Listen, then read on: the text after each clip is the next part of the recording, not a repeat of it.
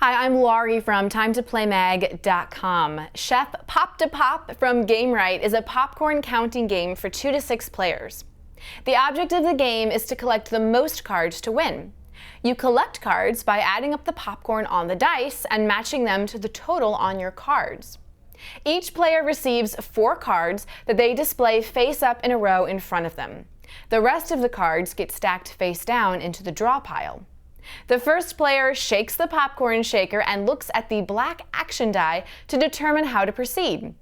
If the action die says pop, all players race to be the first to pop out of their seats and shout pop.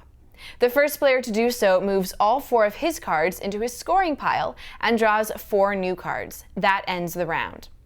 If the action die shows a piece of burnt popcorn, the shaker must collect 1 burnt popcorn card and add it to his score pile.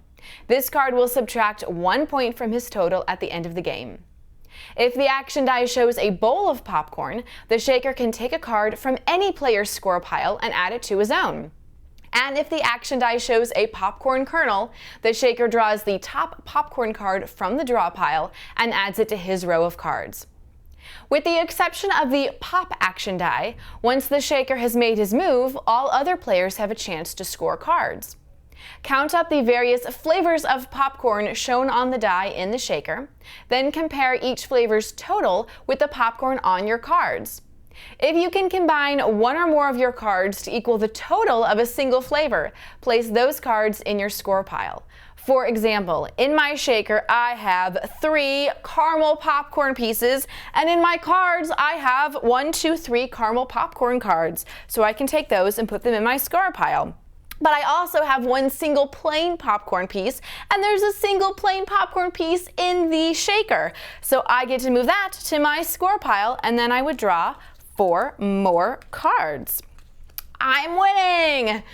Once all players have collected their cards, then everyone draws cards from the draw pile so that they have 4 cards again. Then it's the next player's turn to be the shaker. The game ends when either the popcorn draw pile or burnt popcorn pile runs out. All players count up their cards, and whoever has the highest score wins. Counting, math, and color matching combine in this corny game. The gameplay is simple, but the action die adds some excitement and physical activity by changing up the basic shake and match play. This game is for ages 6 and up, and if you want to find out more information on it, such as how much it costs and where to buy, then come visit TimeToPlayMag.com, your #1 source for all things play.